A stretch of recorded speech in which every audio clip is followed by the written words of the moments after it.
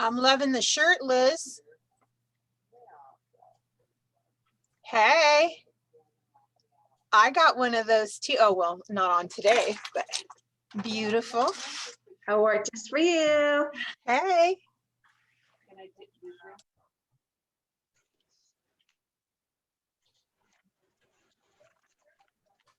Oh, no, go ahead. There's the breakfast blender. I'm sweating profusely.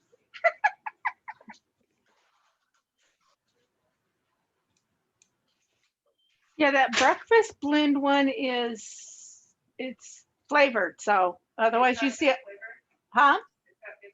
I haven't tried it yet. Chrissy drinks.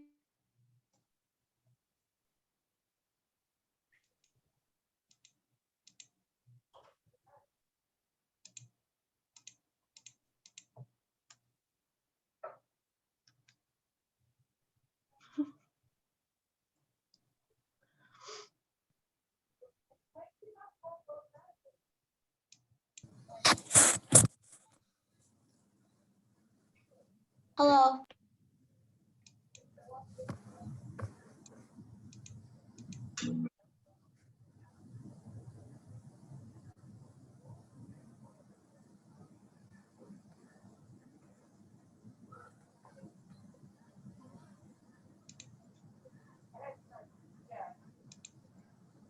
Okay, so it's 10:02. I'm going to go ahead and get started. Good morning, everybody. My name is Melissa Meza. I am the California Tribal Comprehensive Cancer Control Programs Coordinator and National Native Network California representative. I'd like to welcome you all for joining us today and thank you all for being here. Just so everybody is aware, today we'll be joining for about 2 hours. You're more than welcome to come on and off as you'd like. However, we will be meeting for the 2 hours.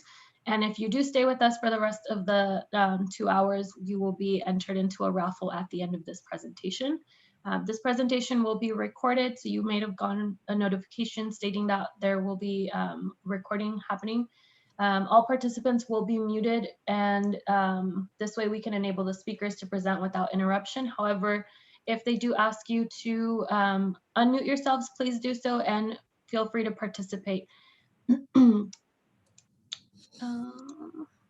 There will be a Q&A session after the presentation, but the presenters will take some time to look at the chat and review it and see if there are questions, or if you have any comments, go ahead and please reply or make comments as you'd like to.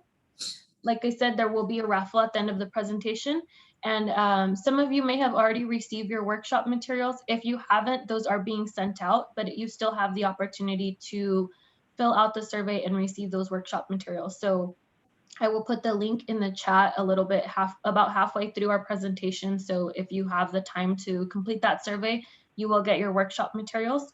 And if you experience any problems during this presentation, please use the chat feature, or you can email me at mmeza@crib.org.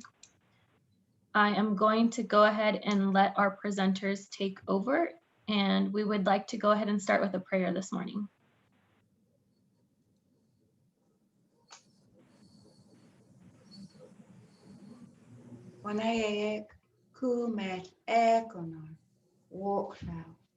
Creator, I pray today for healing for our people. I pray for everyone who is here and that they are strong in their work to build a healthy community. Creator, I thank you for the sun today and the rain that has come. And I thank you for all of the things that you've brought to our lives. Walk cloud, walk cloud, walk cloud. Thank you. All right. Ayugui.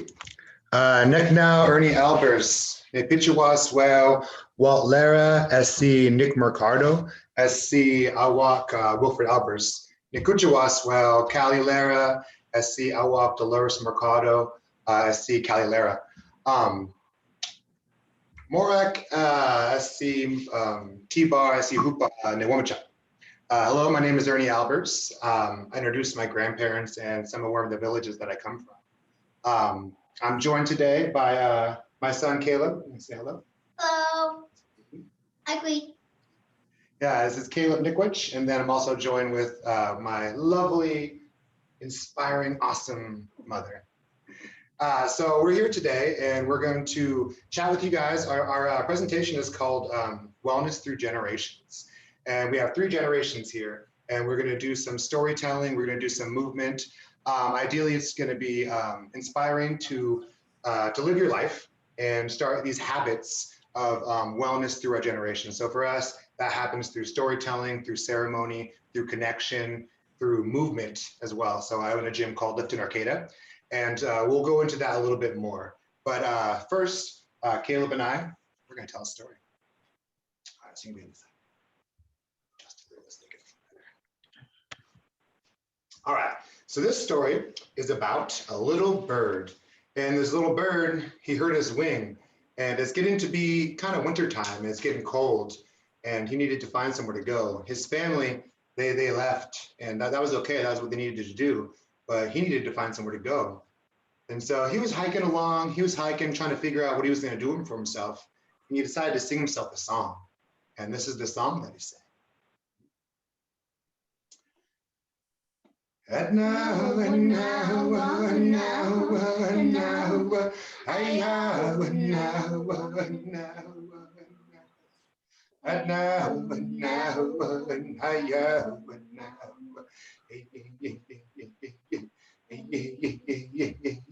Heya, and now, and now, and now, and now, and now, and now, and now, Heya, and now, and now, and now.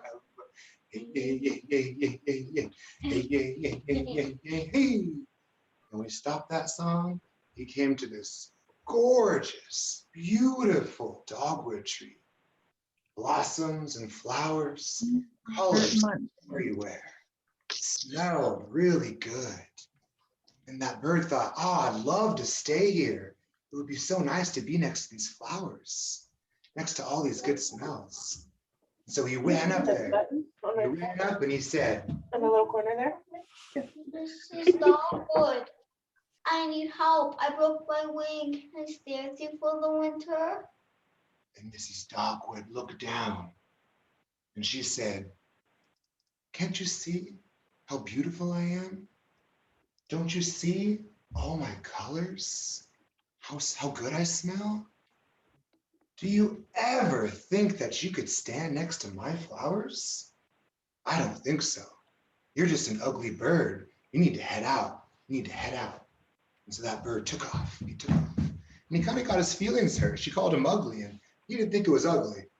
But he had to find his help. He had to find his help. And he said, that's okay. I'll go find my help. And so he hiked. And he thought, well, I'll sing a different song this time. And this is the song that he sang this time.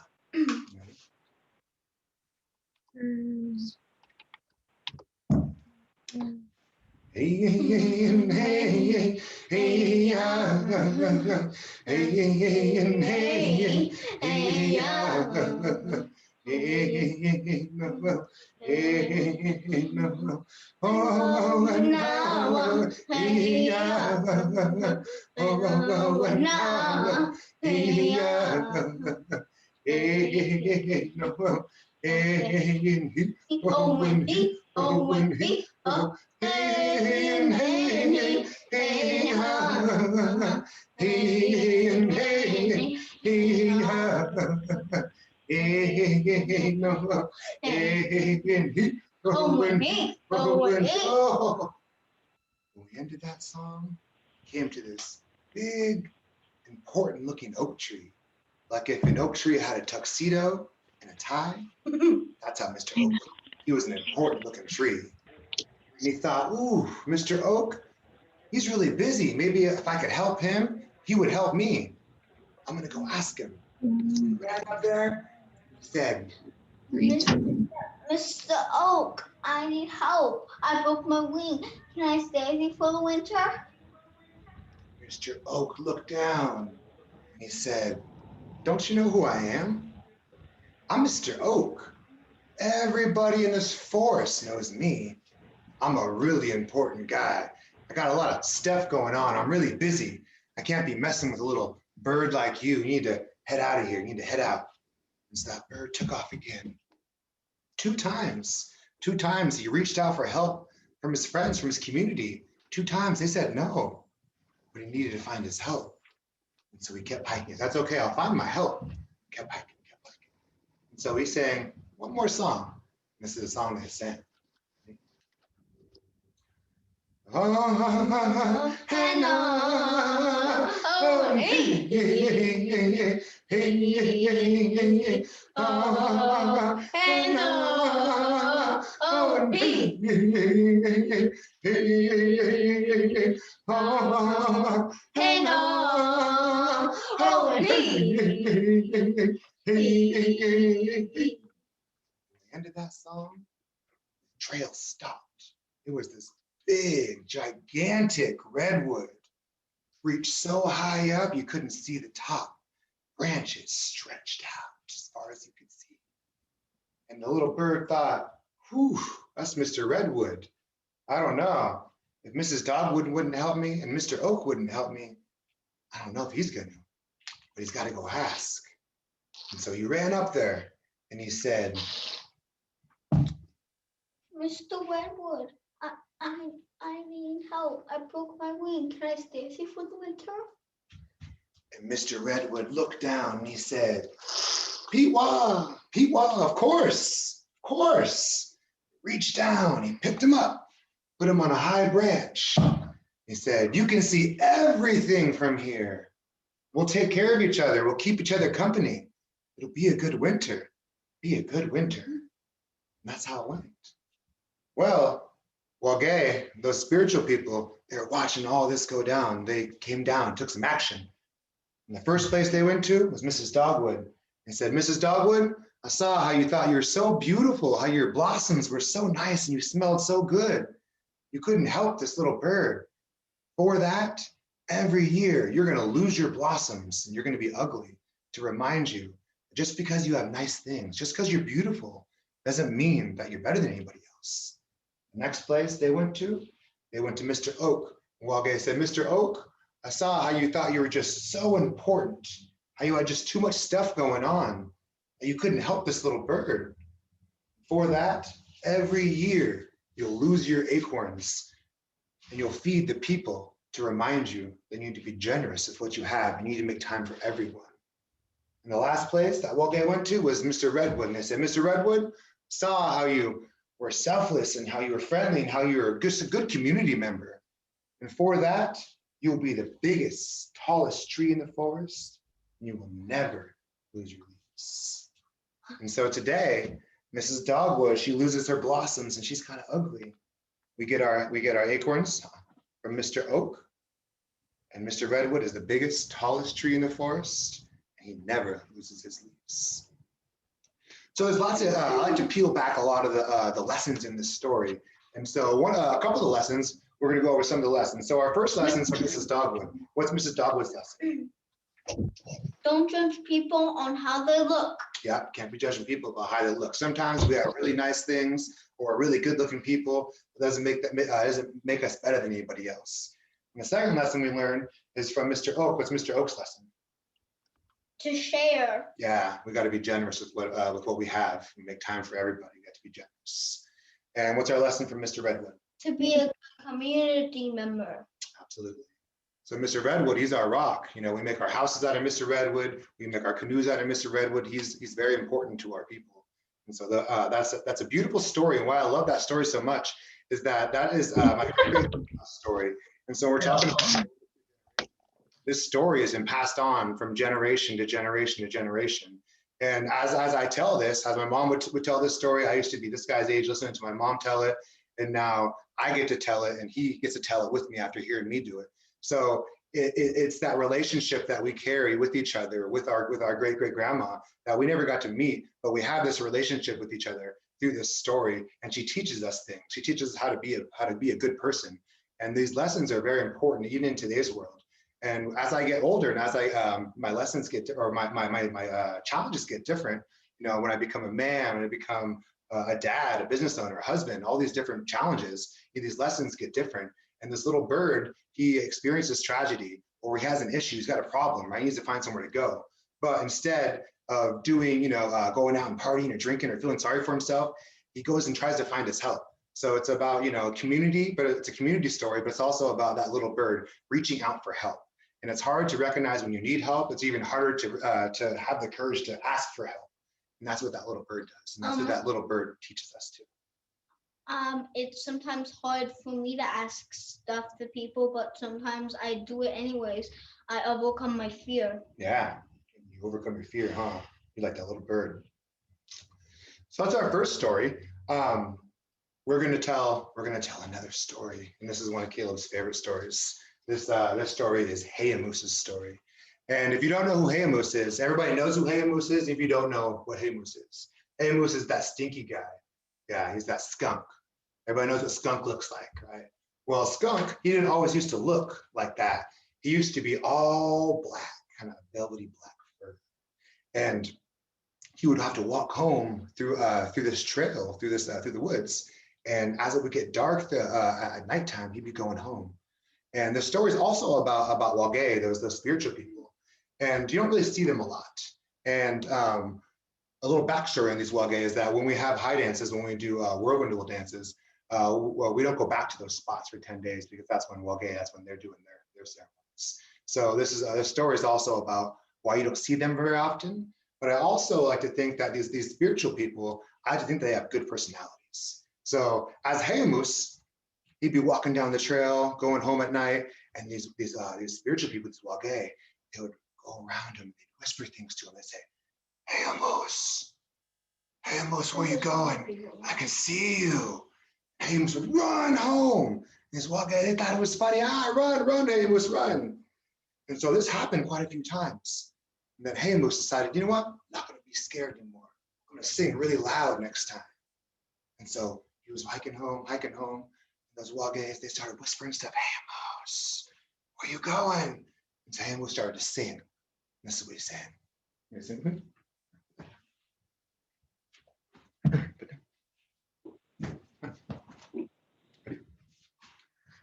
Hana one hey yo, Hana one hey yo, Hana one hey yo, Hana one hey yo, hey yo, hey yo, when he, Hana one hey yo. Anano one hey yo, Anano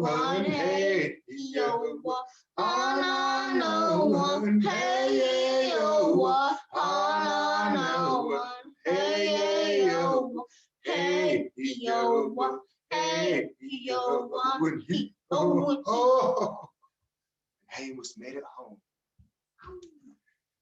And well, that worked. He got home. So the next time this happened again, he'd walk over. They start whispering things to him. He'd sing really loud. And those Wage, they said, oh, it's a good song. Go ahead.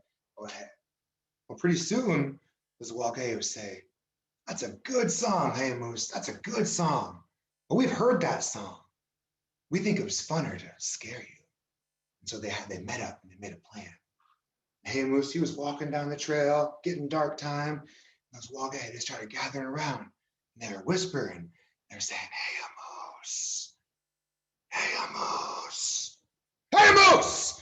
And they scared him. That's my favorite. And they scared him so bad that a white line appeared from his head all the way down his tail. And they scared him so bad that he farted all over him. And these Wage said, oh, I stink, you stink, let's get out of here. They took off. And that's the end of the story. But today, if you see Heya Moose, he's no longer all black. He's got that white line from the tip of his head all the way down his tail. And if you scare him, you might get a stinky surprise. And these Wage, these spiritual people, you don't see them very often because they think they stink still. That's my second story. A little backstory on that story. I made that story up a couple of years ago. I got it was quite a few years ago now. I was going to a storytelling event. I got this call and they asked me, do you want to come to the storytelling event? Storytellers by the Sea. And I was like, yes, absolutely, I want to do that. And so I said, okay, we'll come on Friday and I'll meet you and we'll talk. I said, okay, perfect. So I got there on Friday at the venue. I walk up, I'm super excited, and I see this billboard, like a sandwich billboard with a big picture of me on it. It says I'm the California native storyteller, featured California native storyteller. And I had no idea that I was going to be that. So I met this person. She's like, hey, so you're on tonight too. We're doing mostly ghostly stories. Do you have any scary stories? I said, I don't have any scary stories. I said, well, can you make one up? I said, I'll try. So that was where that one was born. But also why I like telling this story is that I like to relate everything to ceremony as well. And sometimes in ceremony, right, we have to be serious. We have to be intentional, mindful, deliberate, all these things, and we have to be focused. But also, sometimes we need to be silly. We need to have fun. And if you ever hang out with a lot of elders, they laugh a lot, and they like to play jokes. So that's why I kind of think that those wage, they're very similar. They like to laugh a lot, play jokes. And so I like to tell that story to kind of to lighten the mood up a little bit, because the first story is a very community story, and I won't say it's serious, but it's got a lot of lessons. And then the next story I like to tell is the little goofy story where it's like there's that balance of having the serious time and having the fun time. All right, so I'm going to tell one more story, and then I'm going to hand it off to my lovely mother. I'm going to tell a story about Segep. And Segep is one of my favorite characters. That's Coyote. And he's the trickster. He's the guy that makes the mistakes for you so that you don't have to make those mistakes. And I love him so much that I almost wanted to name my first son Caleb that. And my grandpa said, no, don't name your son Segep. You don't want to do that to yourself. And so I did. His name is Nickwich, which is grizzly bear. And then, I have another son named Ch'uri, which is black bear. So they're the Bear brothers. But this story is one of Segep's stories. So Segep, he likes to be the best. He likes to think that he's the man. This is one of his stories like that. And stories also, it's about Wage. Wage and the spiritual people, they were looking down at these animals, and no one had tails yet. And so they're thinking, well, we're gonna make some tails. Have these tails for these animals. And so they called a big meeting. The animals came up, and Wage said, all right, listen, I'm gonna make these tails. Everyone's gonna get a tail. So come back tomorrow and pick up your tail. But don't worry about which tail you're gonna get, because I'm gonna make one special for all of you. And so all the animals went home. They started getting really excited. They started talking about what kind of tails they wanted. Some wanted big tails, some wanted fluffy tails, some wanted long tails, red tails, blue tails, yellow tails. Coyote, Segep, he wanted the best tail. He wanted the biggest, shiniest tail, the best one that all the men would be jealous, all the women would want to come talk to him. That was the tail that he wanted. But he was thinking, how am I going to get this tail? Well, I got to be first in line so I can look at all the tails and I'll pick which one's going to be mine. That was the plan. But he thought, how am I going to get there so early? How am I going to get there? So I'm going to stay up all night, and then I'll leave. As soon as the sun comes up, I'll leave, and then I'll be there first. So that was his plan. He went about his day. The day went on. People were starting to make dinner and build fires, tell stories. It was getting to be nighttime. Then people started going to sleep. Now Coyote, he was thinking about that tail. He was building his fire up, just thinking about, oh, it's going to be such a good tail. It's going to be this big. It's going to be really fluffy. It's going to be this color there, this color here. Thinking about all the details he wanted on his tail. Pretty soon, that fire was getting warm. He's getting sleepy. He goes, oh my gosh, I'm not going to make it. I'm going to fall asleep. It's like, what?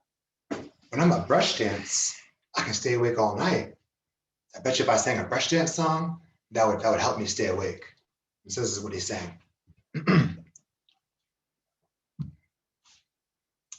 Oh, when he know, Heya, no.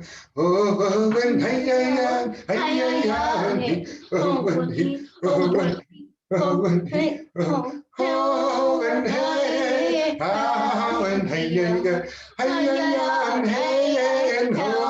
when Heya, oh, when he know, Heya, oh, when Heya, oh, when he, oh, when he, oh, when he, oh, and hey, ah, and hey, yeah, yeah, and hey, and oh, and hey, yeah, yeah, oh, when he, oh, hey, yeah, yeah, oh, and hey, yeah, hey, yeah, Oh, he sang himself to sleep. He was snoring, singing, snoring, sleeping hard.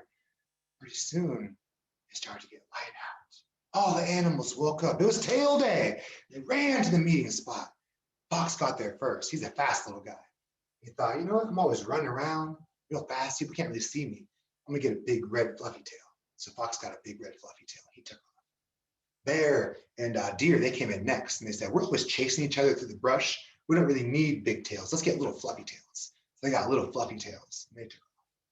One by one, all these animals came and got their tails. Pretty soon, Coyote woke up. I fell asleep. He ran to the meeting spot as fast as he could. He got there. There was nobody around. Wagay was there, just with the tail. So Coyote walked up. He was looking around. There's nobody.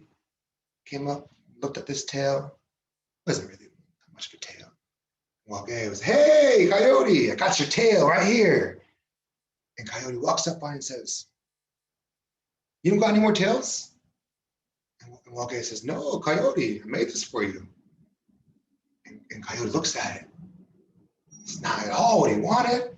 You can't make any more? Wagay says, no, Coyote, this is your tail. Coyote says, all right, I'll take it. So he grabs it, he walks off. He doesn't say thank you, he just walks away. He's looking at this tail, and it's nothing that he wanted. It's not the right size, it's not the right color.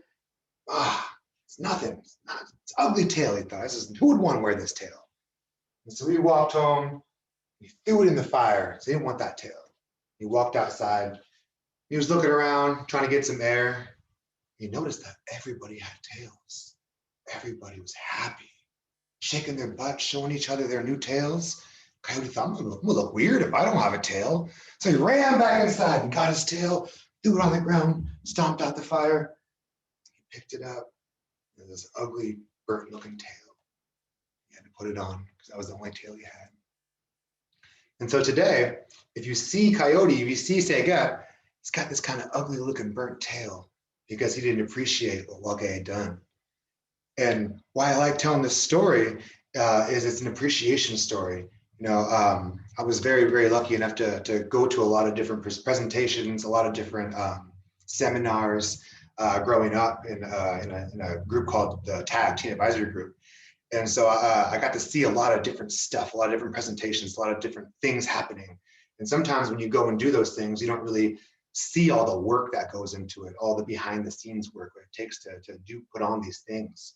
And I always like to tell this story to say how much I appreciate being able to come here and being able to have the platform. I appreciate Crib for bringing us in to tell stories and to share a little bit of what our family is like.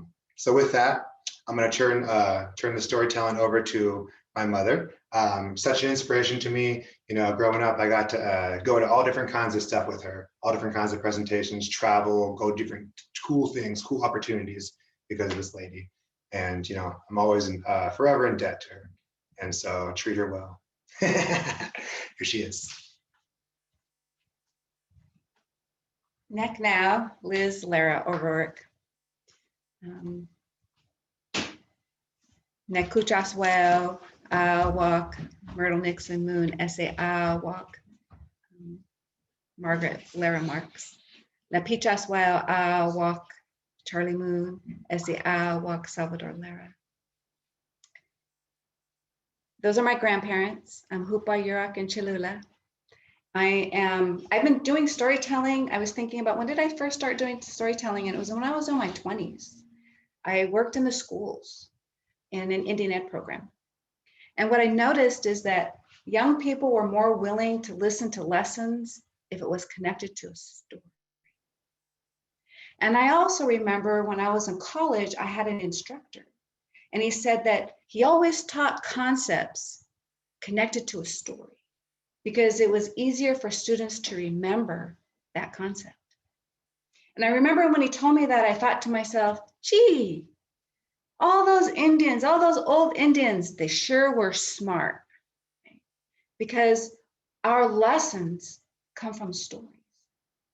And the other thing that I noticed is the stories, they're always about animals. We learn lessons from the stories. We don't talk bad about our people. We don't talk bad about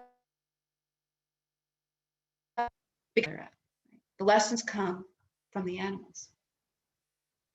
But they also come from us. And I think about it just now today. I learned from my son that he's watching us. And I realized that we are leaders, we are teachers all the time. And the things that are happening now, your children are watching. And my son has been watching. Even when I didn't think he was paying attention, he's watching and he's learning. And I'm so proud of him. And I'm so proud that he's now teaching my grandson the same things, right? Because he's always watching. The stories today that Ernie and I, and you'll notice, I call him Little Ernie. He'll always be Little Ernie to me. I know he's 6'2".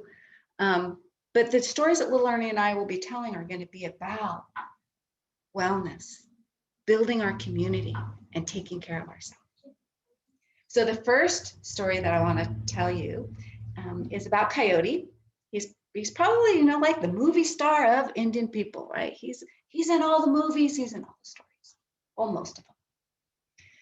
So here in Humboldt County, where we live, it rains and the sun shines. And even when I was driving over here to Ernie's home, it was like rainy, sunshiny weather.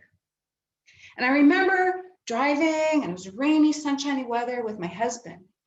And I said, some people call this a monkey's wedding. I don't know why they call it that. And my husband told me, we call it coyote weather. And I said, why? And he says, let me tell you. So a long time ago, it was raining. And all the coyotes were little baby coyotes were outside playing. And the dad, coyote, was inside of the den taking a nap. And he noticed that it was raining and he yelled out there to his babies, hey, you guys come inside, it's raining. So all the babies ran inside. But they wanted to play. It was much funner outside. So they were all standing next to the door, looking outside, waiting for the sun to shine. Pretty soon the sun came out. And the little coyotes, they said, Dad, can we go outside? It's sun shining now. And Coyote opened up one eye and he says, okay, you guys can go out. And he went back to his nap. Well, what was happening is it was still raining and it was sun shining. And it rained so hard that the water took away the babies. All while Coyote was taking a nap. Pretty soon he realizes it's kind of quiet. Maybe I better go check on my kids. So he gets up, he looks outside, and he sees all the water going by and they had taken his babies. He was mad. He said, son, why did you do that? Why did you trick me like that? Why did you make me think that it was sun shining when really it was raining? I'll fix you, he said, and he walked off. He went back into his den and he grabbed his bow and arrow and he said, I'll fix you. And he took his bow and arrow and he aimed right at the sun and he let the arrow flow and it hit its mark. It hit the sun and the sun fell down. And it was dark. Everywhere was dark. So the animals all gathered around a fire. And they said, what are we going to do? We need the sun. The earth needs the sun. The plants need the sun. The ocean needs the sun. What are we going to do? And so they started thinking. And someone said, I know. We should lift the sun back up into the sky. And all the animals said, yeah, we should do that. And then the little spider said, I know. I can make a really long, strong rope. And the other animal said, yeah, Spider, you would be really good at that. And then the bear says, she says, I'm the strongest one. I could take that rope and throw it over top of the sun. Animal said, yeah, you're right, bear. You're the strongest. And then raccoon said, well, I'm a pretty good climber. I could crawl up that rope and wrap it around the sun, and I could tie a really strong knot. And all the animals said, you're right. You are a really good climber. So the spider, she started working. She made a really long, strong rope. And then the bear took that rope with all her might and she threw it over top of the sun. And then the raccoon started crawled up that rope. And it was so hot. So hot, so hard. I'm gonna keep doing it.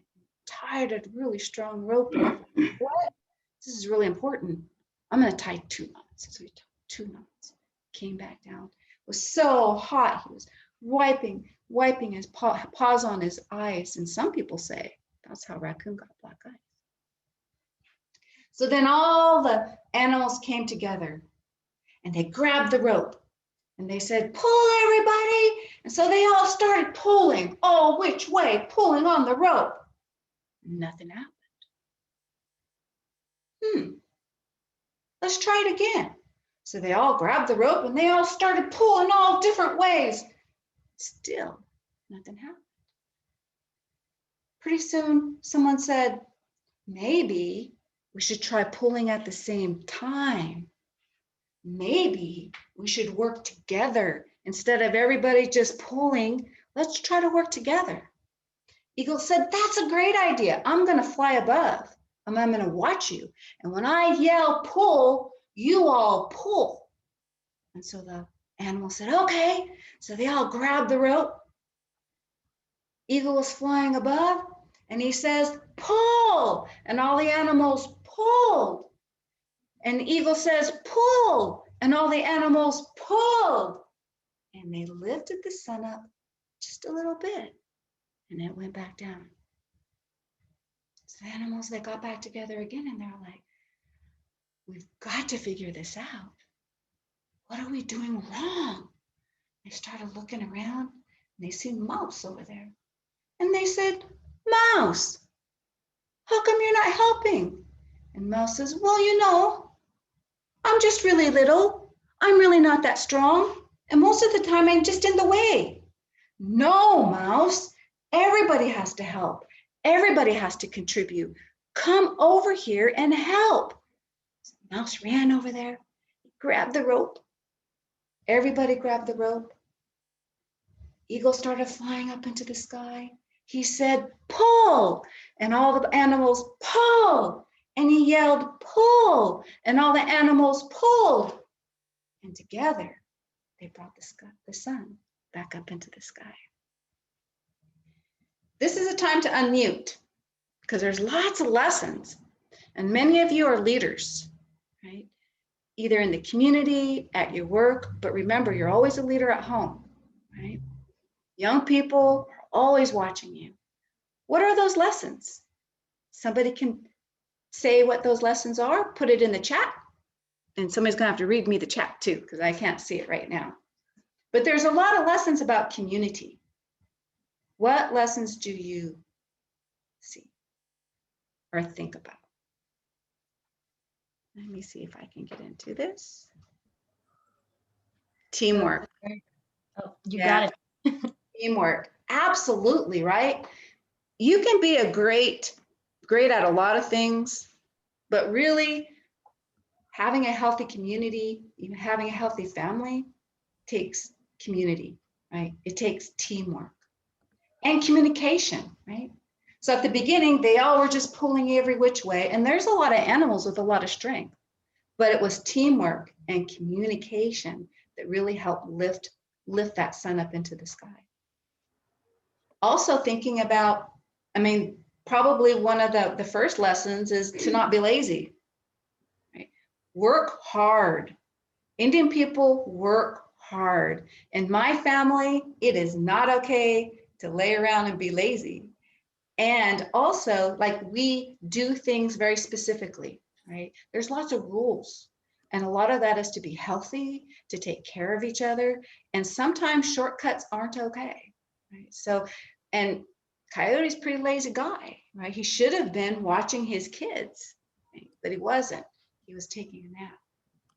So that's a couple of lessons from that story.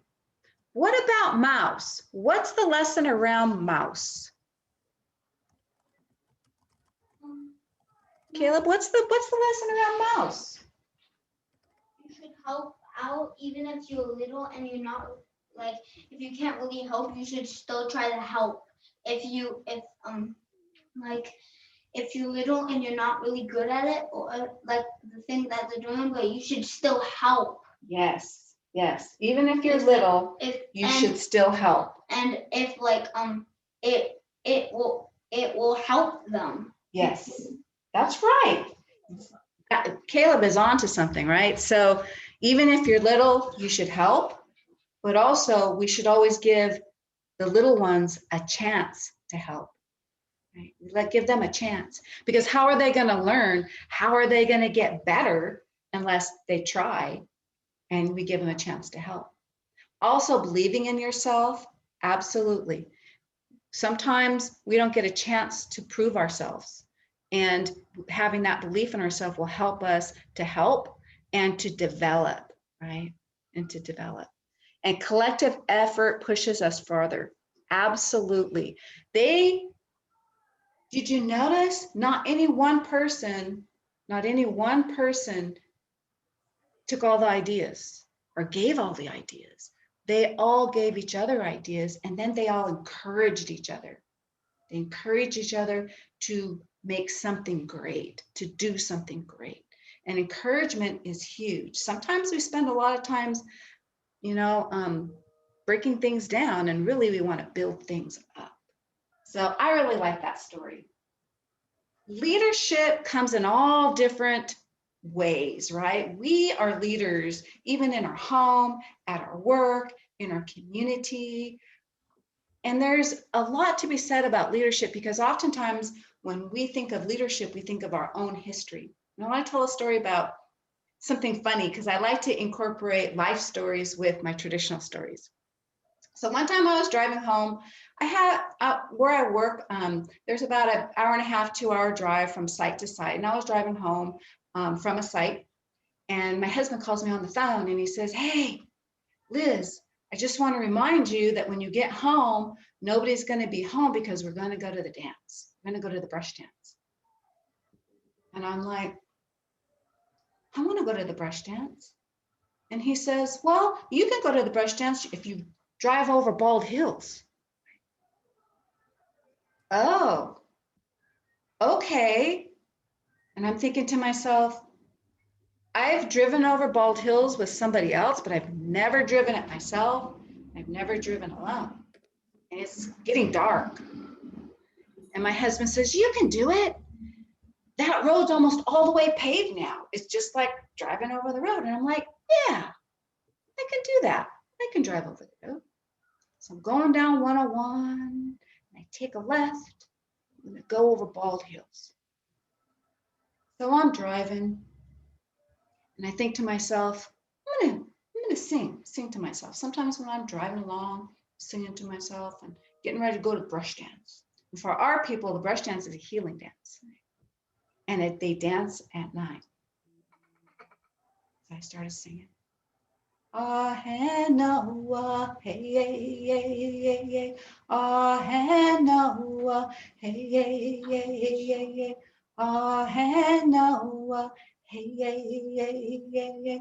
Ah, hey, no, ah, hey, no, ah, hey, no, hey, hey, hey, hey.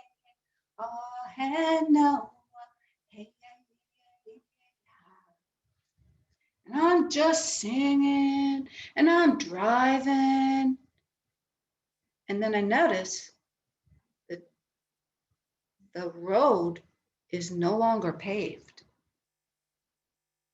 The road is now a dirt road. And I was singing and enjoying myself so much, I don't know where I made a wrong turn because it was paved and now it's a dirt road and I don't know where I am. And so I grab my phone and I get on my GPS. Well, luckily I'm high enough in the mountain that I get service.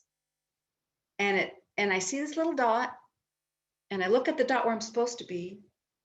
And it looks like I'm going the right place, but I'm not really sure. It feels like I'm way the heck in Oregon because I keep going north, but I think I should be going east.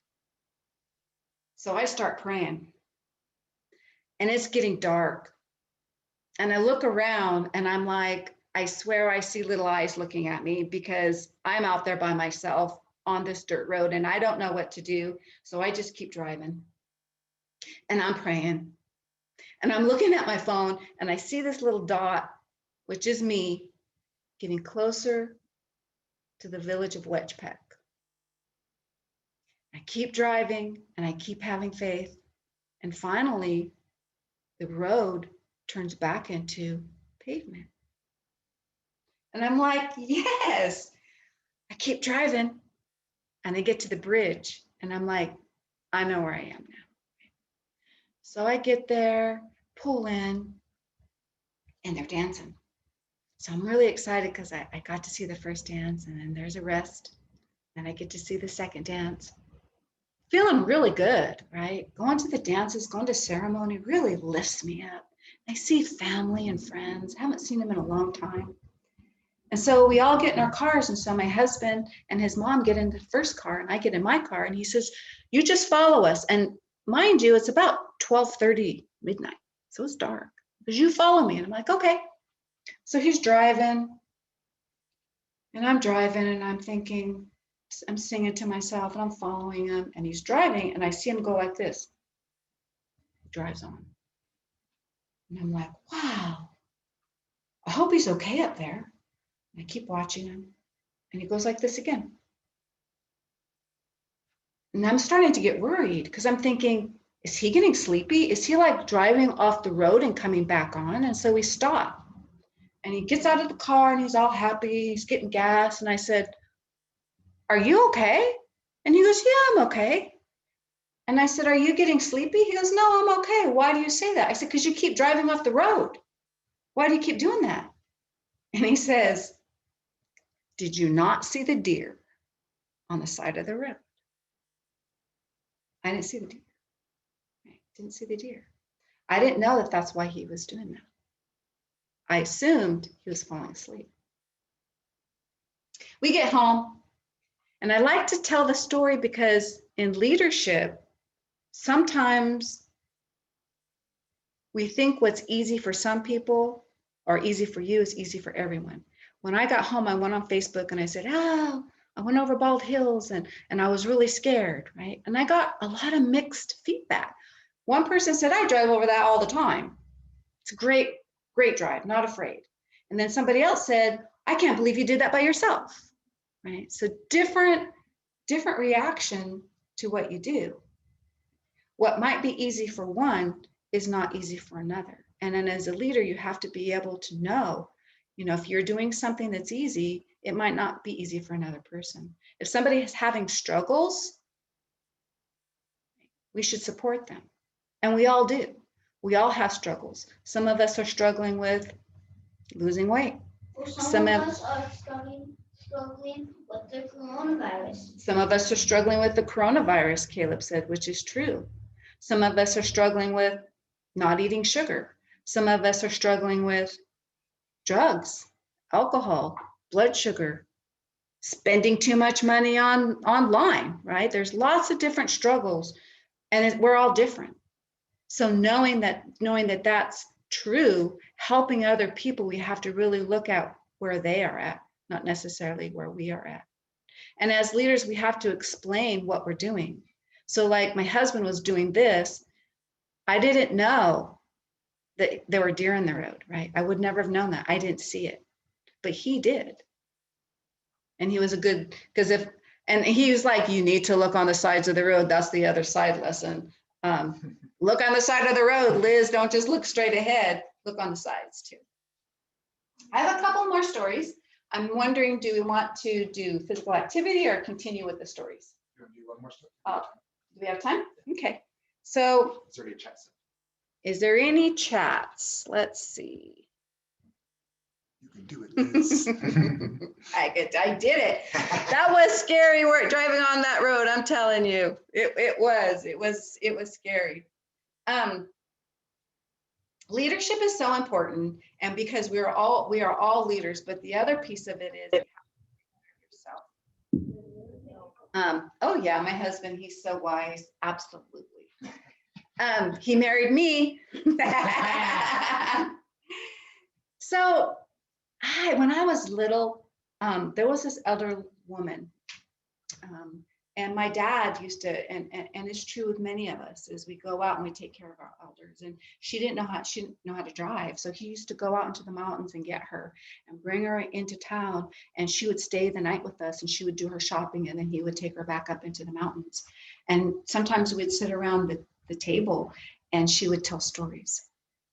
And this is one of the stories that that she would tell. A long time ago, there was this white duck, and he was gorgeous. What they would call these days hot. This beautiful white duck on the Klamath River. Well, one day he was at the Klamath River and he was washing himself, and he saw his reflection, and he looked at himself and he's like, I look good. And he looked over at his wife, and she was over on the side washing herself, just brown, drab. And he looked at himself again and he thought, I think a duck that looks as fine as I do should have a beautiful wife. And he looked back over at his wife and he thought, yeah, I think I'm going to go find me a beautiful wife. So he said goodbye to his wife, and he started flying up the Klamath River, looking for this beautiful wife. And as he was looking, he started thinking about his wife that he left at the mouth, and he thought to himself, she sure is a good cook. She sure does take care of me. She always cooks what I like. She makes the best acorn soup. She sure is a good cook. She knows how to take care of me. And he keeps flying. And then he thinks to himself, and you know what else? She's really warm. She's really friendly. All of my family and my friends, they always want to come to my house because she's always so welcoming.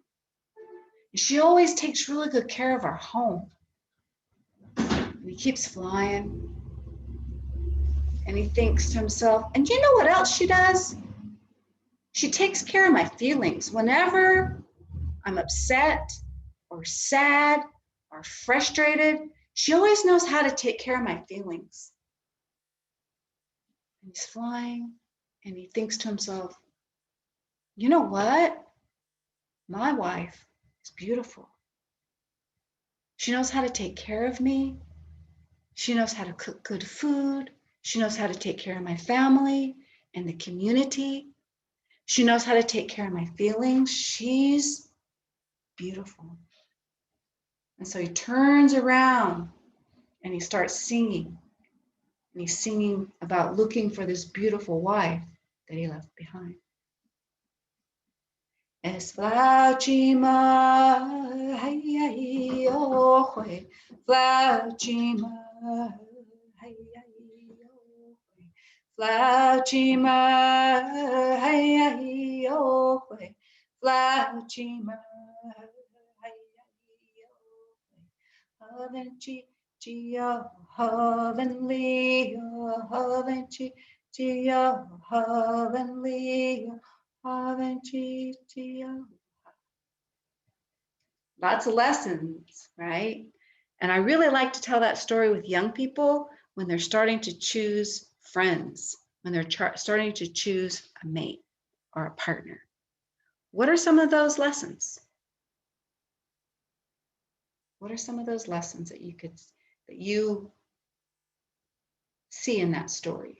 I'm looking at the chat. She is the best duck ever. She is. Right? So it's not about how somebody looks. It's not about how you look. It's not about what you have or about what they have.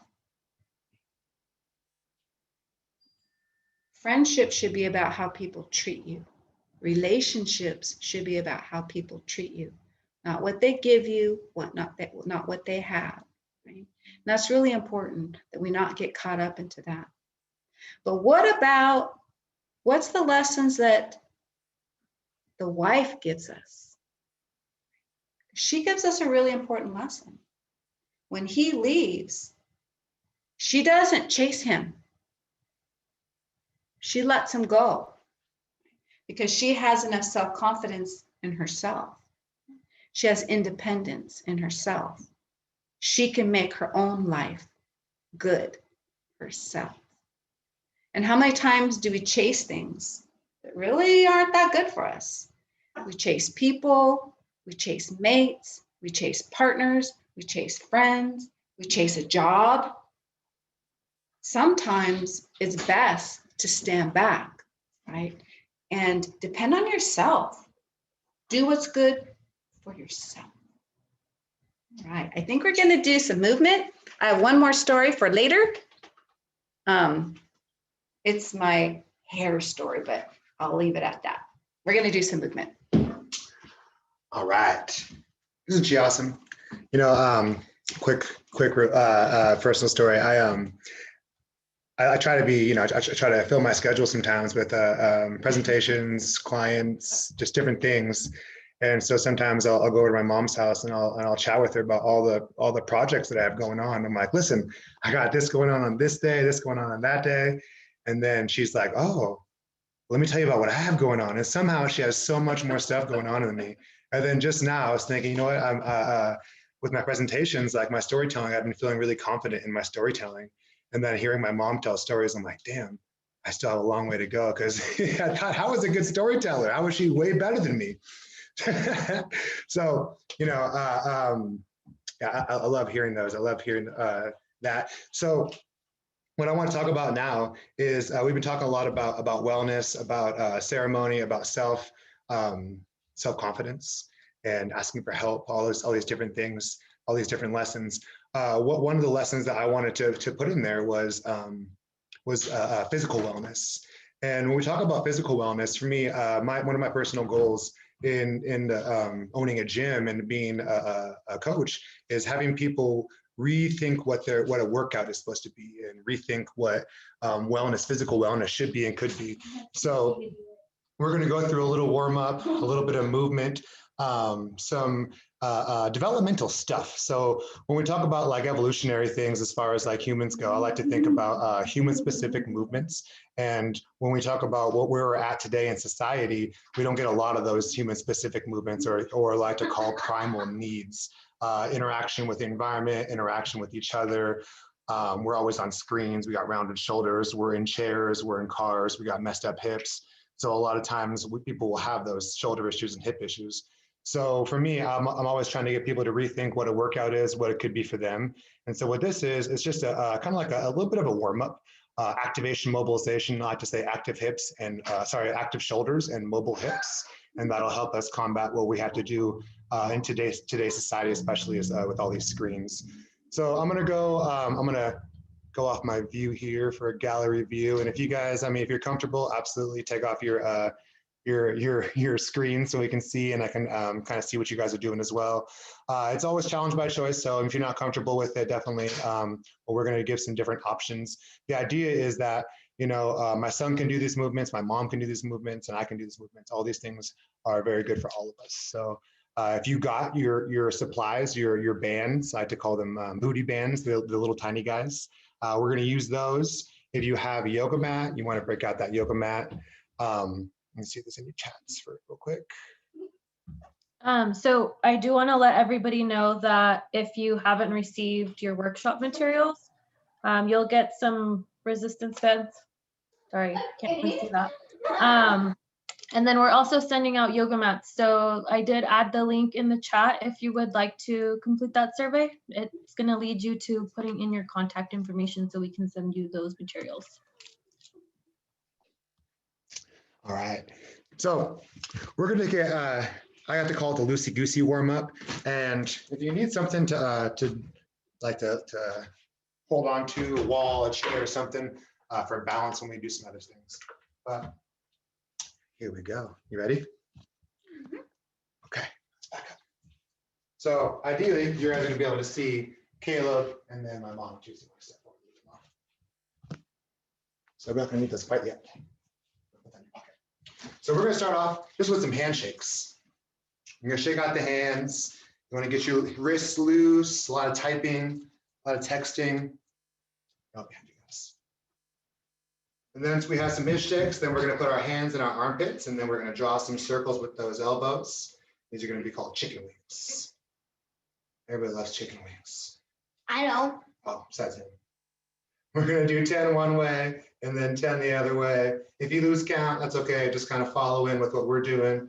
What we're doing is kind of moving our joints every which way they can. And then we're going to turn these ones. I want to put my palms out to the sides. All right, straight arms, shoulders are down. All right, we don't want a shrugging. We don't want those shoulders in the ears. Shoulders stay down. And then we're going to do small circles like Caleb. Small little circles. So I'm going to take 10 of these guys. 10 one way, and then 10 the other way. Those make my arms tired. Yeah, you get them warmed up. And spaghetti. And then we're gonna go like this, where we're gonna go, our elbows are shoulder height, palms are down, those fingers are pointed forward. But then we wanna make sure those shoulders aren't up, those shoulders are down. Now what we're gonna do is we're gonna rotate those palms up, and then rotate them down. Good, rotate them up, rotate them down. But as we do it, make sure that those elbows, they stay high, they don't come down. And the shoulders, they stay low. We're gonna take 10 of them. This is 5 for me. This is 9. Oh, good. My arms are spaghetti already. They're spaghetti. All right, once we got those 10, then we're gonna do a little shakeout. A little shakeout, give yourself a hug, do a little dance move if you wanna. Nice, a little rhythm. I see someone's got some rhythm in there. All right, so then what we're gonna do is I'm gonna put my palms forward. You put your palms forward, palms down and forward, shoulders are down. Oh, sorry, palms up, my bad. Palms up, shoulders down. And then I'm going to open up, then squeeze my shoulders back and down. And then I'm gonna close it down. We're gonna do that one 10 times. Open it up, squeeze the shoulders back, chest up, and then close it down. 10 times. 3, 4, 5, 6. Nice, guys. 8. Try to keep the arms extended, keep the shoulders down. Ow, my. Ah, once we got those, then we're gonna shake it out again. Shake. All right, so now we want to grab something to hold on to. This is for you. And then we're gonna do some leg swings. So what we want to do, just be there, just be there, just be there. So we're gonna do some leg swings. You want to swing forward and back. Perfect. So as she's doing this, you're going to open up that heel, right? Open up your hamstring and then reach behind you. And we're looking for about 8 to 10 of those. And then when you have those, we're going to turn and face whatever you're holding. And then we're going to swing those legs side to side. Very nice. And as you're doing this, you want to challenge your range, but you want to be gentle too. Kind of difficult in these little cubicles, little Ern. Oh, My man. duck feathers are having a hard time. All right, so now, once you got those, we're gonna do some hurdles. So what that looks like is we're gonna take a big step up with a knee, and then we're gonna step over, and then we're gonna step over with that other knee. Good, so you want to think, pick your knee up, rotate over, pretend like you're stepping over something, like there's a piece of rope right there, or you're stepping over a baby gate, that's what I've been stepping over a lot of. Or a raft.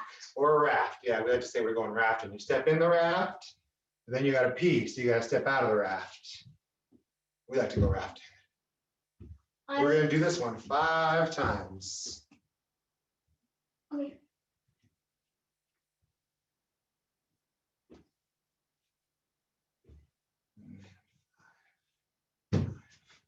All right, so now, if you're comfortable, we're gonna go on the ground. You don't need much room on the ground. I'm gonna give a couple options for not the ground. I'm gonna make it different here. All right, so, Mom, do you wanna show the ground and I'll show the not the ground?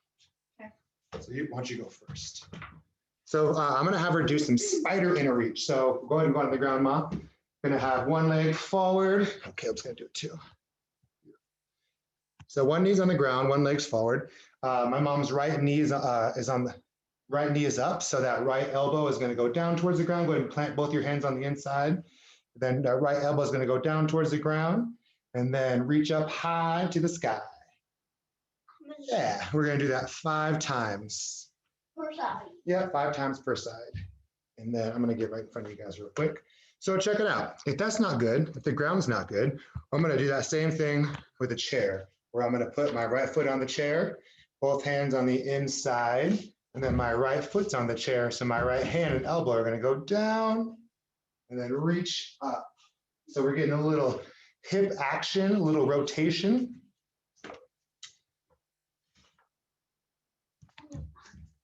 So once we got those, she can get the other side too. That's what it looks like from the side. Back knees off the ground, front legs up. Isn't she mobile? Look at that. Okay. I don't know how to do spider and reach backwards. All right, so the next thing we're gonna do, Mom, is we're gonna do some bird dogs. So we're gonna stay on the ground. We're gonna have with this one. All right, so then once I'm on the ground, ideally if you have a yoga mat, want a yoga mat, Mom? I'm good. Good. All right, so then she's gonna have opposite limbs. So her left arm and her right leg are gonna extend. Yeah, and then elbow into knee, and then re-extend. We wanna do that 3 times. Per side. Yeah, 3 times per side. So once she's doing this, go ahead and hold that position there for a second, Ma, is straight lines. That heel's pointed straight back and that hand's pointed forward. And go ahead and go to the other side, please. She's getting warmed up. Nice job. Let's see if we get any chats here so far.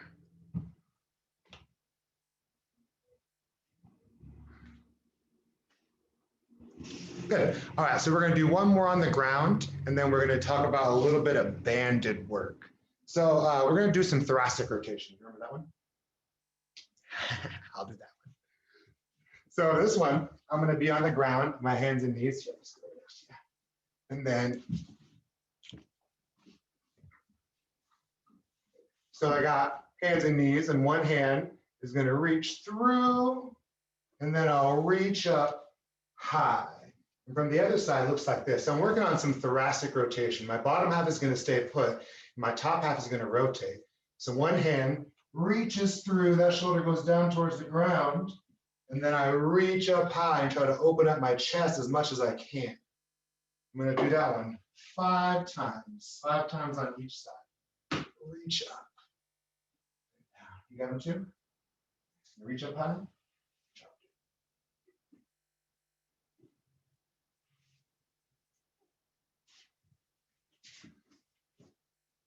All right. So I'm going to do a couple of stretches on the wall with her, and then we'll talk about the banded stuff, and then we're going to chat about some of the whys. All right, so this is going to be really good. This one, I've been having people do this one. If you work on computer screens a lot, or if you're hunched forward a lot for seating, if you're seated a lot, then this one's going to be good for opening up the chest, opening up the pecs. So what we're going to do is this on the wall. Remember, Caleb, you're on that side. So you're going to put your hands up on the wall, right? Up on the wall. And then we're going to back your booty up a little bit. And then we're going to put our chest forward and bend your knees. Yeah, and then you want to breathe. So what it looks like from the side, guys, my hands are on the wall. I'm putting my butt back, my chest forward, and I'm pushing my head down. You're going to feel that stretch in your chest, shoulders. And we're going to breathe in this position. Think. Good 4 or 5 breaths, opening up that chest. Can you feel it, Mom? Mm-hmm. She feels it.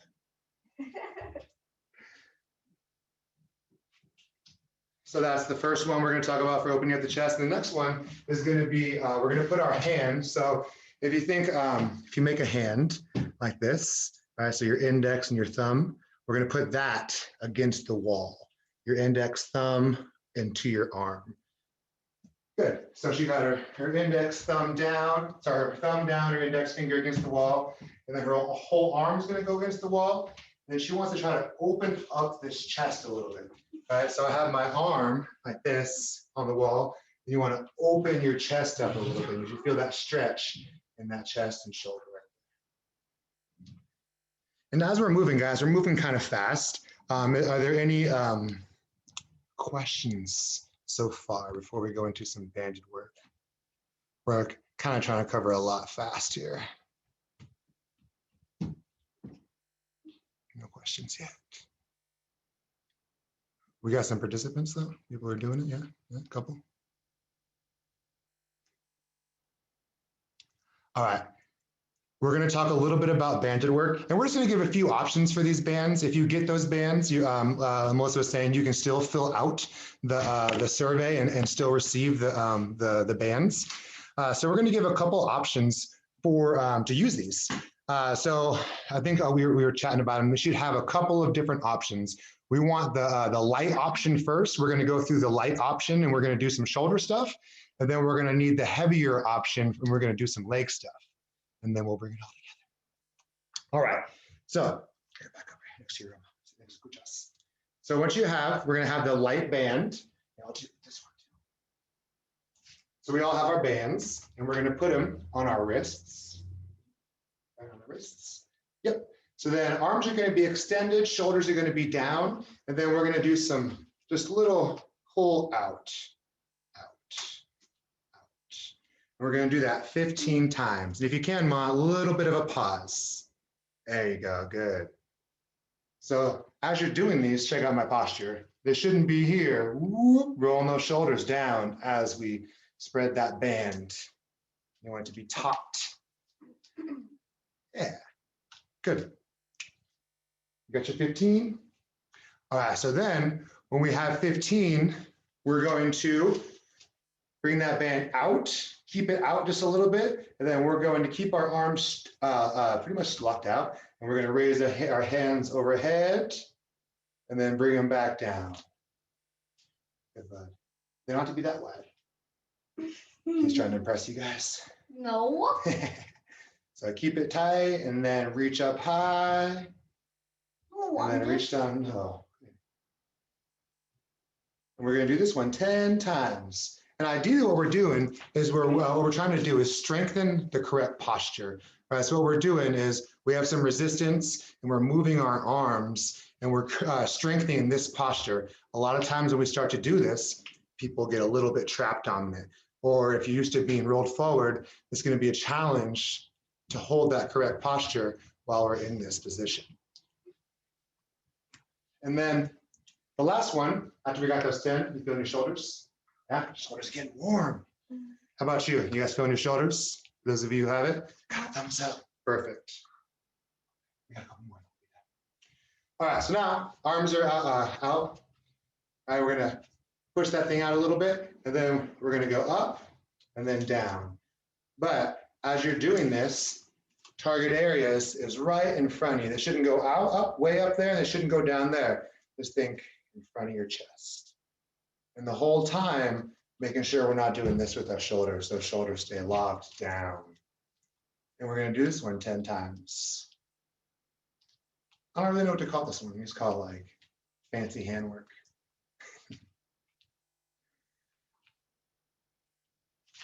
Once we got those, then we're going to switch. We want to grab a heavier band, or you can use the same one, but we're going to put them on around your knees. And I like to go just above the knees, just above the knees.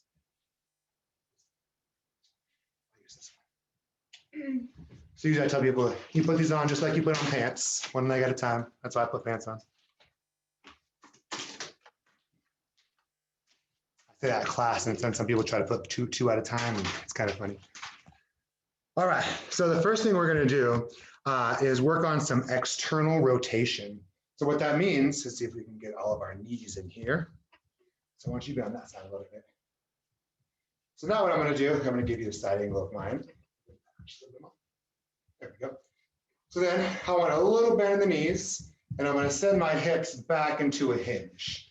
Yeah, and so my knees are about hip width apart, and then I want to externally rotate one knee at a time, 10 times. All right, so from the front, it looks like this, externally rotating. But as we're doing it, you want to make sure that foot stays firmly planted to the ground. That toe shouldn't dance around. It shouldn't come off the ground. A lot of times that's the one. So then we're doing those external rotations, 10 on one side and then 10 on the other side.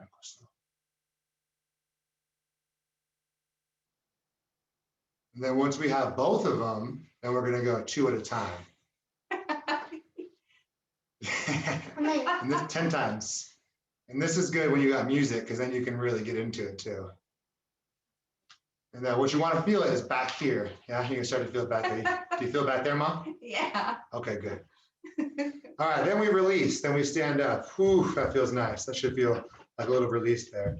And then we're just going to do a couple of monster walks, and then we'll tell one more story. So a monster walk, this is a good little activation warm up too, is that we're going to do a little bit of marching. So go ahead and step back, Mom, and then I'll have you march forward, then march backwards. So what the march looks like is you're going to have your feet about hip width apart, and then we're going to take that hinge and externally rotate those knees. And then I have to call it a little bit of a waddle, where we're going to go little tiny steps. Yeah. And let's take 10 of them, 10 per side, little tiny steps. And as you're doing this, knees are out, hips are back, and then we go 10 backwards. Good. And the struggle, right, is those knees are going to want to come in. We want to externally rotate them out. Good. 10 forward, 10 back. And then what we'll do is we'll go to the side. And so this one, I'm going to show you from this angle. I'm going to take, so if I'm going right, I want to push off my left foot. I'm going to take a big step and then a little step. A big step and a little step. And it'll feel like a big step and a little step, even though they're the same size, because I'm fighting tension, right? I want to fight tension here and then not let this happen. I want tension in that back step. And then we're going to monster walk. These are called monster walks. 10 per side. You guys feeling warmer? Yeah. I got Okay. 10. All right, let's go ahead and take these off. And we'll chat for a second about it now. So, get a little bit of water. While we're doing this, right, we're talking about wellness. We're talking about setting good examples and setting our kids up for success. For me, you know, I grew up a little bit overweight, and I used to be a chef for a living, so yeah, I was a really good chef. The saying is that you can't trust a skinny chef. You could trust me back in the day. Let me tell you what. But I found fitness, and I realized how much fitness plays a part into our wellness as well. And then I started really going into these functional movements, to these developmental postures, and then realizing that a lot of these movements, a lot of these postures are in our traditional life. They're in our ceremonies, deep lunges, deep squats, hinging, right? Locally, we have to crawl to get into our houses.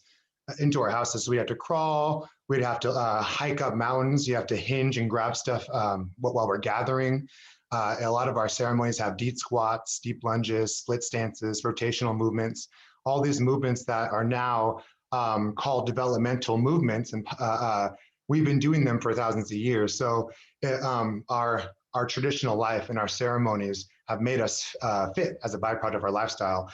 And going back to that, having all that be awareness in ourselves, then it kind of helps us put together a better goal of fitness, right? It doesn't have to be aesthetic specific or sports specific. It's human specific.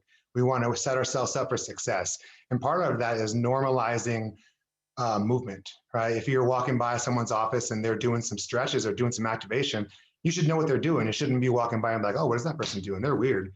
You know what I mean? Like a lot of times it'll have that kind of stigma, when in all reality, it's like they're taking care of themselves. They're setting themselves up for success.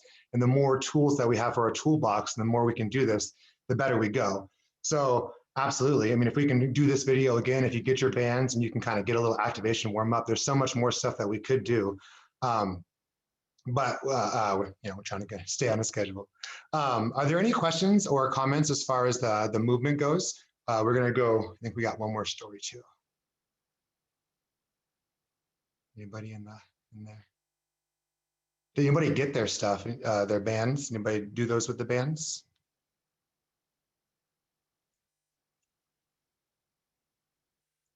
Nobody.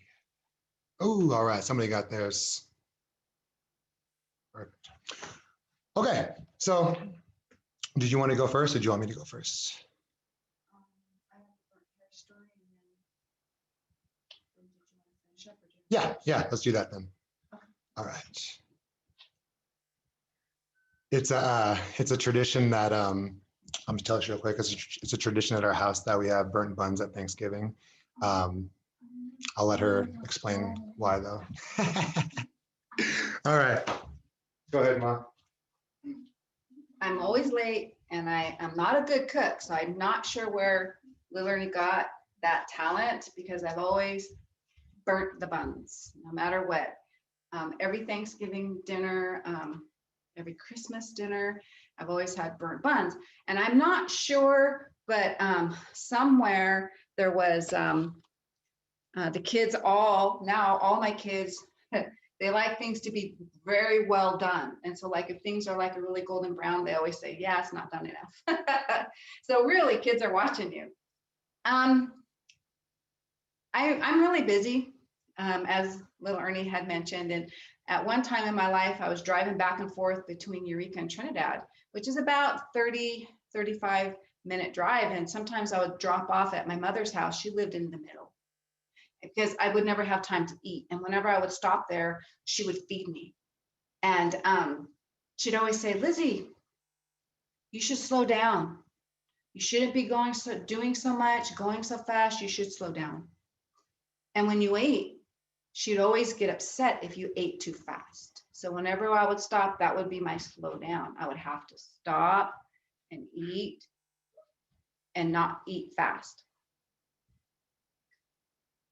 So one day I was at home and I was thinking to myself, you know, I kind of want to be like that good duck, right? And I want to be a good cook. And my husband, he works hard. I think I'm going to make him a really good dinner. And I thought to myself, I'm also going to clean the house because it's the weekend. And so I'm going to cook, I'm going to make dinner. And I thought, you know, I'm going to make chicken. He likes chicken. So I put my chicken in the oven and I'm thinking to myself, and I think I'm going to have rice, not potatoes, but rice because he likes rice. And I think I'll have a vegetable. So I have all this stuff going and I want to clean the house. And so those of you, you do hardcore house cleaning, I put my hair up in a ponytail to get my hair out of my face so I can do my cleaning. And so I'm cleaning and I'm getting things done. And I think to myself, I should check on my chicken because I don't want to burn it because I always burn stuff. So I come in to the kitchen and it's starting to smell good.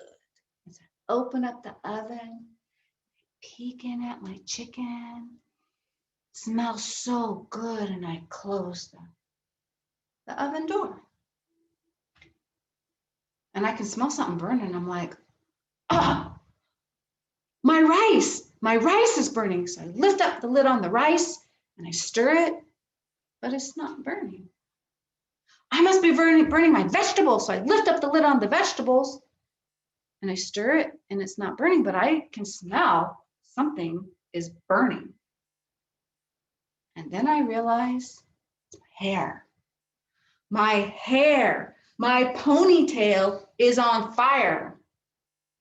So I run, which is against what they always tell you. If you're on fire, don't run. But I'm telling you, when you're on fire, you run. No drop and roll. It is running. And where do I run? I go to the bathroom because I want to see what's going on. So I run into the bathroom and I look in the mirror and there's my ponytail on fire. It's going, and I just start hitting myself. hitting it. Well, what had happened is when I opened the oven door, my ponytail flopped over onto the stovetop and my ponytail caught on fire. And I was thinking to myself, that's what your mom said, slow down. You don't have to do everything at once. And sometimes we don't listen to what people are telling us. I remember a different time I was at ceremony and my dad says, you need to put your glasses on. You're squinting. And I was like, I'm not squinting. And he doesn't argue. He just is like, okay. After ceremony, I was squinting so much. I had a suntan with these white lines right here from squinting. And I thought, oh, I should listen to him. Working, all of us are at our desks, we're doing this. And my husband tells me, don't do that. Stand up, sit up, don't do that. I'm like, I don't do that. Go to physical therapy. She says, don't do that. You need to sit back. And I'm thinking to myself, I need to listen. So the lesson of the story is, you want to burn your hair, right? Listen. People tell you things, they give you advice because they're trying to help you. Take that advice. Take that advice. I'm going to turn it over to our finish up story. That's a hilarious story. All right. Well, I think we're going to finish up with our last story. It's got a little bit of movement in it. So if you're warmed up, get some movement in with us. We're going to do some movement. Then we're going to finish up and we'll open it up for any questions or chat. I'm going to check the chat real quick before we move on here. Awesome. Enjoyed the band work. Yeah, bands are my favorite for sure. You can activate, mobilize, stretch, all the good stuff. I enjoy her storytelling very much as well. All right, well, I'm lucky. I've got to hear it my whole life. It's even getting better. All right, so once you bend this up. All right, so our last story is going to be another one of Sega stories, the Coyote Story. And here's how it goes.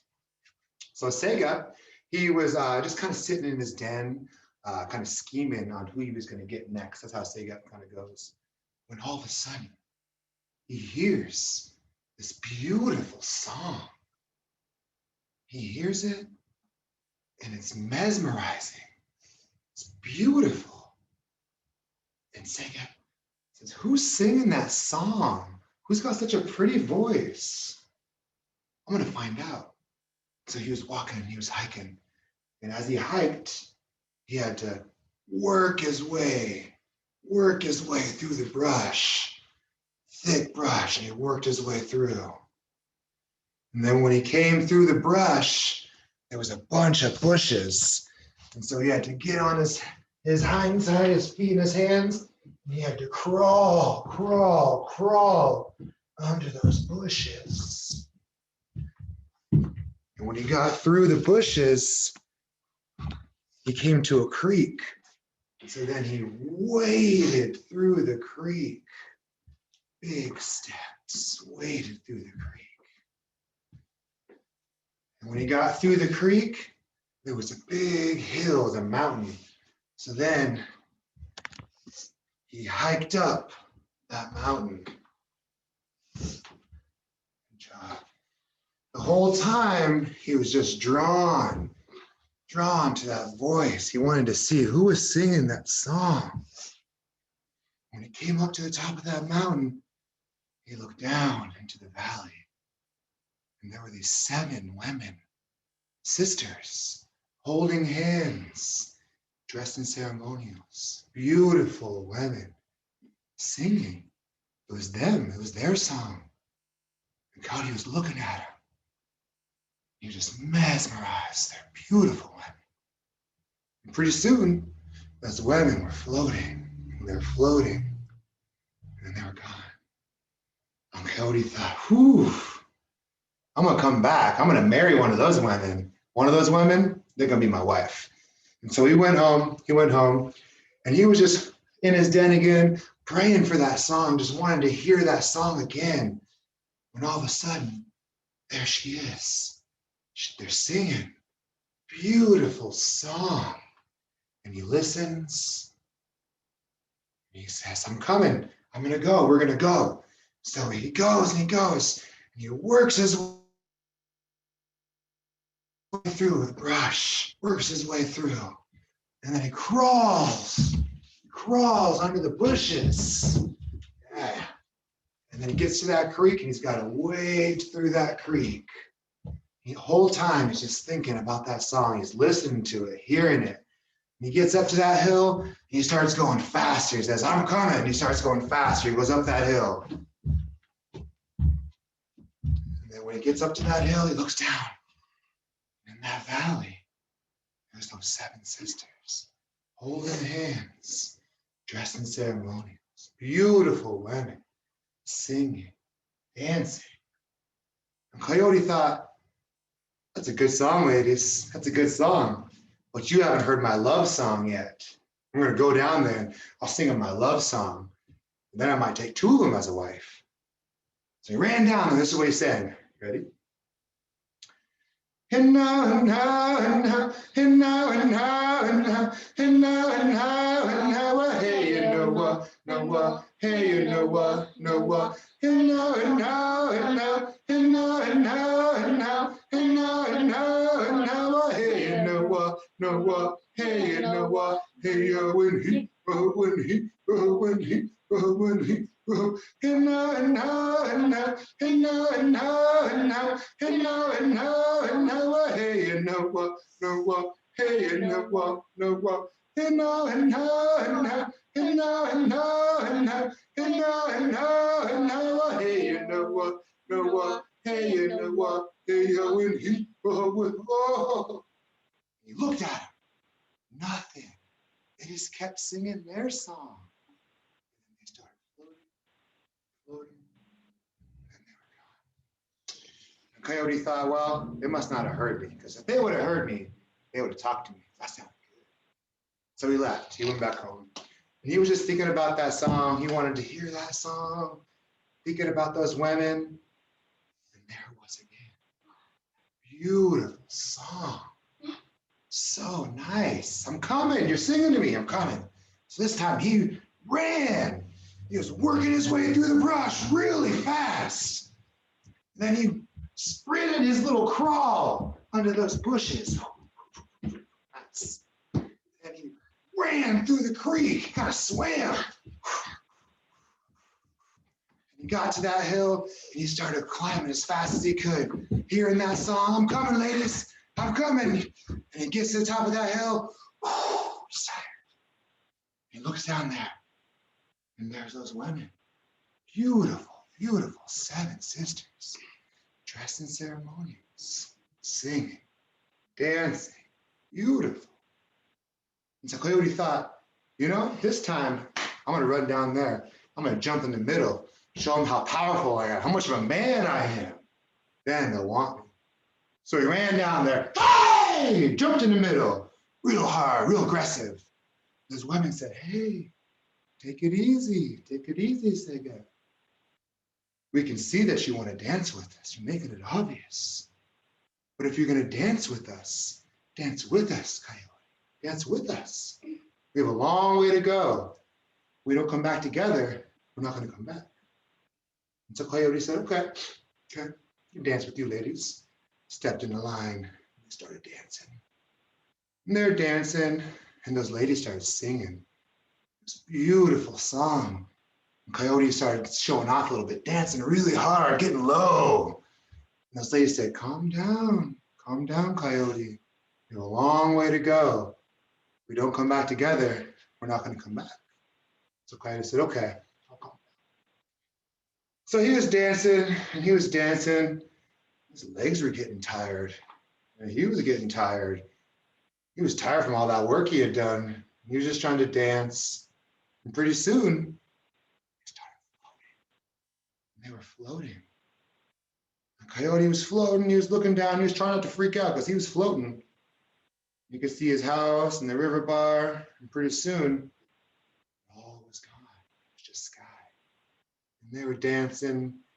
Coyote's just getting so tired. He was getting just tired. And pretty soon he was just hanging on to these ladies' ankles and he was trying to dance. Oh, and he fell. He fell asleep. He fell and he fell. Splat! Hit the beach. Whoo! Exploded into a million pieces. Those ladies, they kept going up. And today, if you go out and you go to the beach and you see all those pieces of driftwood, those are Coyote's bones from when he exploded. And when you look up at night and you see that Big Dipper, that's those 7 sisters. They kept on going. So this is also it's a flower dance song. Locally, when we do our flower dances, our coming of age for a lady, that's where we get our medicine from, is from those 7 sisters. And during that dance, the men, they bring in a piece of driftwood to that dance. And then the ladies, they select 7 sisters as a representation for that girl. And so when they all dance together, we recreate that ceremony. So it's a ceremonial story. Why I like telling this story is there are many reasons why I like telling this story. One of them is, we were in a very lucky time. I always say it's nice to be, it's good to be Native right now. There's a lot of dances and ceremonies that happen. And for me, I'm so happy that Caleb and Eli, my other son, they're going to grow up in a life that ceremony is so regular and is normal. Every year this happens: brush dances, deerskin dances, jump dances, flower dances, bow dances. We're very rich in our culture. And part of that wellness through generations is having that to be able to pass on, having those priorities and having those experiences be part of our wellness. And so for us, I like telling the story as well, is because there's lots of people. And my stepdad, her husband, he's a very wise guy.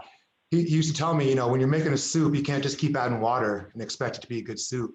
So with our ceremonies and in our culture, we can't just keep adding people and expect it to be rich still.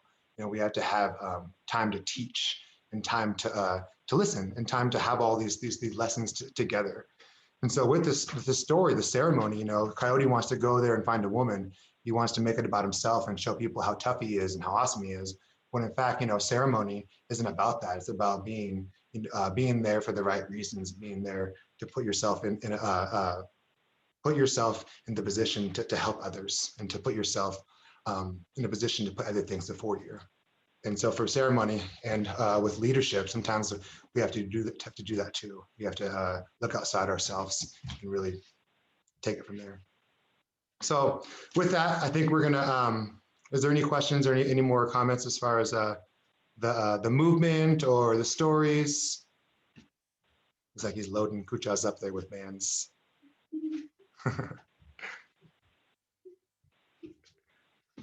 Well, we thank you so much for having us, guys. For me, this was a very special day. It's the first time that us 3 have gotten to do a presentation together. Caleb's been getting his hand in on some storytelling, so it's been very, very a good time for me, and I really appreciate the opportunity to be able to do this, guys. It helps our wellness through our generations as well. Thanks for letting us do this. Thank you.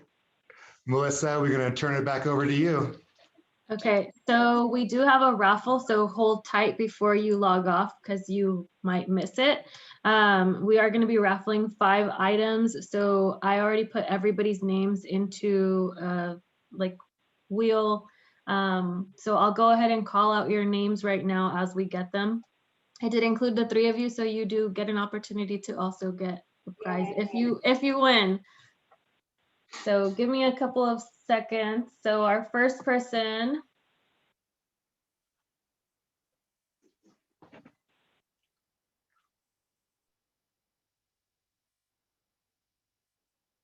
is Tanya Cordova still here? If you are, please let us know in the chat. She had to run out real quick.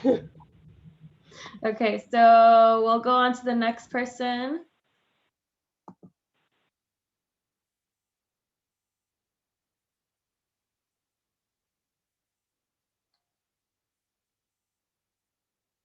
Deborah. Is Deborah still on? Okay, so if you're not on, we're gonna give it to somebody else, just letting you know. Let's see.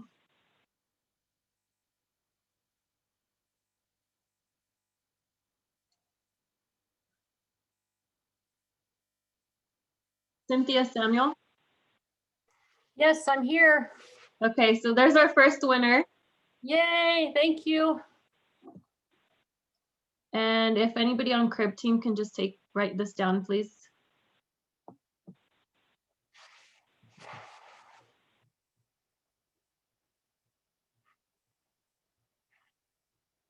Pick me, pick me. We have Kimberly Cynthia Freeman. Samuel. Is Kimberly still on? Yes, I'm here. Okay, so we have Kimberly and Cynthia right now. Okay. Thank you.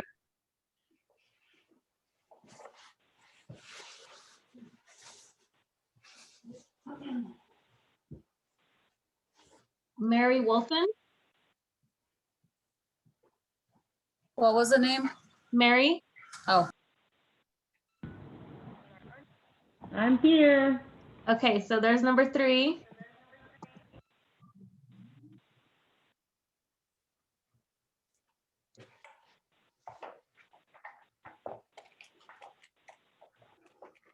Shutima. Do we have Shutima? Yes, I'm still here. Thank you. Okay, and one more, right? How many do we have, Ephraim? That's 4. Okay, one more.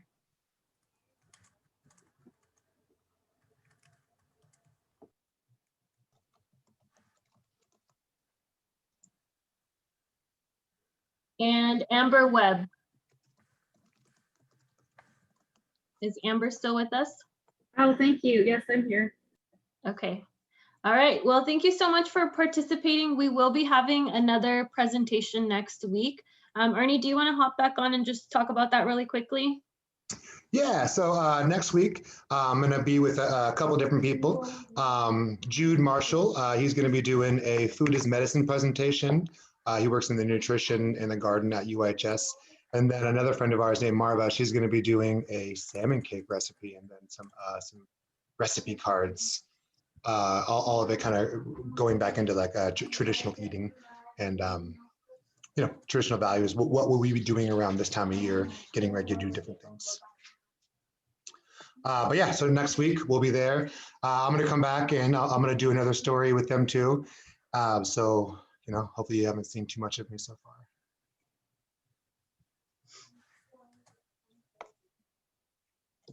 So it does look like you guys were gifted one of the prizes. So if you guys want to stay on and have a couple of the other prize winners stay on.